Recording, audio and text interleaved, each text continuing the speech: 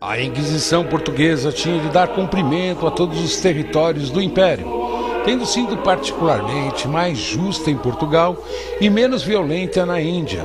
É natural serem hoje recordados somente os casos mais marcantes que tenham comovido ou irado as populações, contentes ou não pelos resultados dos julgamentos feitos.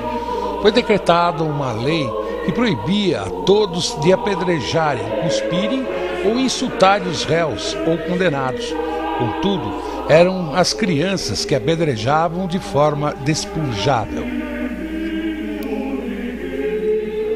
Foi pedida inicialmente por D. Manuel I para cumprir o acordo de casamento com Maria de Aragão. A 17 de dezembro de 1531, o Papa Clemente VII, pela bula Cum ad Nihilum Magis, instituiu em Portugal. Mas um ano depois anulou a decisão. Em 1533 concedeu a primeira bula de perdão aos cristãos novos portugueses. D. João III, filho da mesma Dona Maria, renovou o pedido e encontrou ouvidos favoráveis do novo Papa Paulo III, que cedeu em parte por pressão de Carlos V de Hamburgo. Em 23 de maio de 1536, por uma outra bula, em tudo semelhante à primeira, foi instituída a Inquisição em Portugal. Sua primeira sede foi Évora, onde se achava a corte.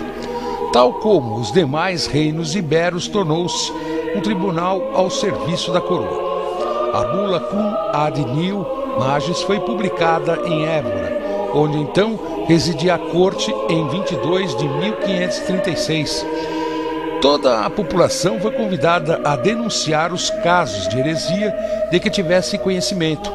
No ano seguinte, o monarca voltou para Lisboa e com ele o novo tribunal.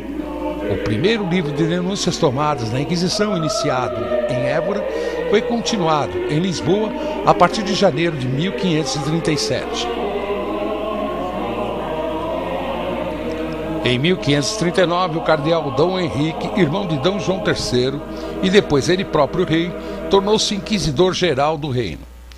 Até 1541, data em que foram criados os tribunais de Coimbra, Porto, Lâmego e Évora, existiam apenas a Inquisição portuguesa que funcionava junto à corte. Em 1541, foram criados os tribunais de Coimbra, Porto, Lâmego e também Tomar.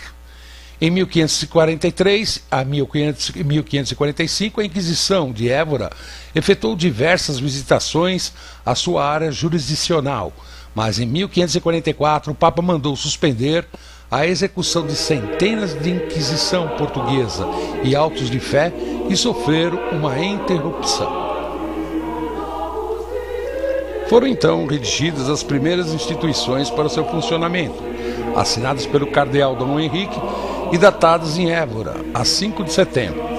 O primeiro regimento só seria dado em 1552. Em 1613, 1640 e 1774 seriam ordenados novos regimentos por Dom Pedro de Castilho, Dom Francisco de Castro e pelo cardeal de Cunha, respectivamente. Segundo o regimento de 1552, deviam ser logo registrados em livro as nomeações, as denúncias e as confissões, as reconciliações e a receita de despesa, as vítimas e as provisões enviadas para fora. A natureza dos documentos dos tribunais de distrito é idêntica, visto que sua produção era determinada pelos regimentos e pelas ordens recebidas do Inquisidor-Geral ou do Conselho, e obedecia a formulários. Em 1552, o Santo Ofício recebeu seu primeiro regimento e só seria substituído em 1613. Em 1545, Damião de Góis tinha sido denunciado como luterano e em 1548, Fernão de Pina, guarda-mor da Torre do Tombo e cronista-geral do reino, sofreu idêntica acusação. No arquivo da Torre do Tombo encontra-se a abundante documentação de Dom Diogo da Silva, primeiro inquisidor-mor, que nomeou um conselho para coadjuvar composto de 4 membros. Este Conselho do Santo Ofício, em 1536, foi a prefiguração do Conselho Geral do Santo Ofício criado pelo cardeal Dom Henrique em 1569 e que teve regimento em 1570. Entre as duas competências salienta-se a visita dos tribunais dos distritos inquisitoriais para verificar a atuação dos inquisitores, promotores e funcionários subalternos, o cumprimento das ordens e a situação dos cárceres. Competia-lhe a apreciação do despacho, as diligências dos habilitandos, a ministros e familiares do Santo Ofício, julgar a apelação das sentenças proferidas pelos tribunais de distrito, a concessão de perdão e a comutação de penas, a censura literária para impedir que trabalhassem os países livros heréticos e a publicação de índices purgatórios com as licenças para a impressão. No Brasil, durante o século XVI, a Inquisição, o Tribunal do Santo Ofício, achava-se sob a competência do Tribunal de Lisboa. Durante esse período, o tribunal agiu discretamente, pois são conhecidos apenas 3 processos de visita do Santo Ofício, sem graves consequências. Misturam-se fatos reais de índole religiosa, política e social, com faltas graves, aparentes e supostas ou tendenciosas no campo religioso e social.